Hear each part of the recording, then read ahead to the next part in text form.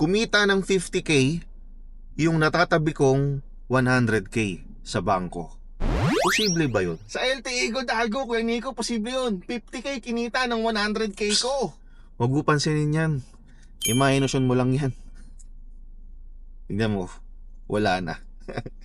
Pero posible nga ba talaga yun sa LTE Gold Algo? Hey, LTE! Gold Algo! Let's go!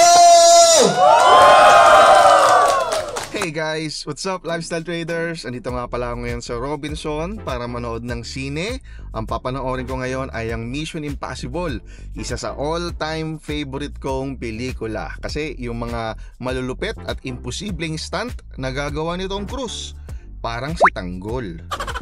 Speaking of Mission Impossible, posible nga ba yung 50k kikitain ng 100k mo sa loob ng isang buwan? Parang Mission Impossible, parang too good to be true, di ba? Pero alam mo, yun ang challenge ko sa sarili ko.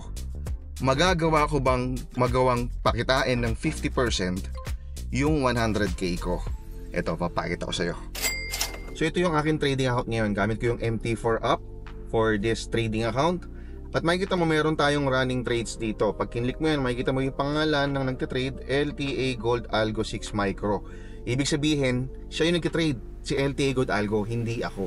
Ang kapital ko dito ay 1,814 US dollars. Ngayon, tignan naman natin yung kanyang running profit. So, punta tayo ngayon sa history. At right now, today, tignan mo yung date ngayon. June 5, 2:38 PM. Okay, hapon, kalahating araw, meron na tayong $2. Medyo maliit, no? $2 lang, pero ayos lang. Wala naman tayong ginawa. Hindi man ako pinagpawisan. Ngayon, tingnan natin yung record niya, yung profit na nagawa ng LTA Gold Algo 6 in 1 month. Tignan natin yung sa calendar, lagyan natin custom period, piliin natin yung May. O yan, o, May 5 hanggang June 6. Ayan, so makikita mo sa account na to, May 6 ako nag-deposit. Magkano? 1,781 US dollars. That is around 99,100 pesos.